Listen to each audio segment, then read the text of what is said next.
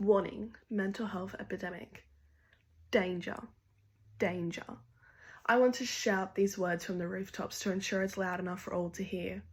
Run for your lives, young ones. I want to cup my mouth and shout, to scream it in people's faces, to make people wake up and realize that we are the ones that are drowning. We are lost, and we need you to throw the life jacket.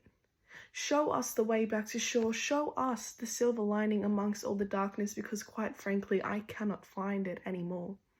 This is not a dream, but instead our very reality. Now, I know this seems a little dramatic, but I got your attention, didn't I? How sad that I must go to such drastic lengths in order to capture the modern audience. For far too long, teenagers like me have remained voiceless in a roaring world that not only likes to tell us what to do, but also when and how to do it. But I've had enough.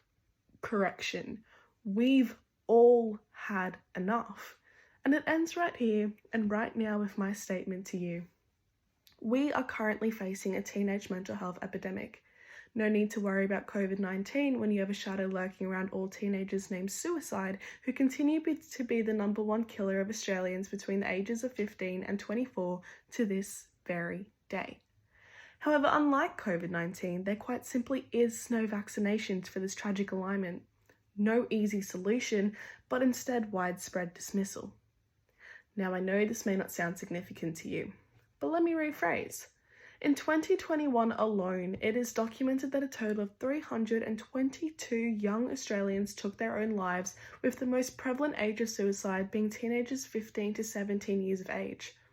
We are dying, and no one is doing a damn thing about it. We are quite literally locked down, trapped within our own homes, confined within the enclosing walls that are deemed our escape from the outside world. If this is true, then tell me why there were nearly 49,700 children subjected to substantial abuse and or neglect in between 2020 to 2021. During this year, emotional abuse was the most common form of abuse experienced by vulnerable young Australians, followed by neglect, physical abuse, and sexual abuse. It was proven that a higher proportion of girls were subjected to sexual abuse than boys, while boys had slightly higher proportions of substantiations for neglect and physical abuse. As a result, the majority of these young, undeserving victims are left with lifelong disorders such as post-traumatic stress disorder, attention deficit hyperactivity disorder, anxiety, and mood disorders such as depression. These are lasting ramifications for our young victims, but then those same parents are the first to say that mental health is not real, but instead just a phase every teen goes through. Oh, and before I forget, you need to remember that suicide is an extremely selfish act. How dare you go and kill yourself after all you have been through, all you were forced to endure, all you had lost with no sign of support in sight, and not consider how it may affect the people you have left behind.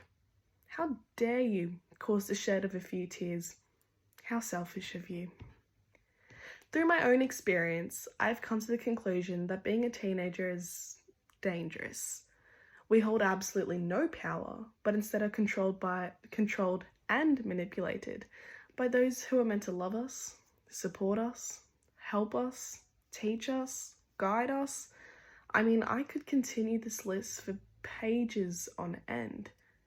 However, if like me, you've been lucky enough to find a few good eggs among a very rotten bunch, then hold on to that and don't let go.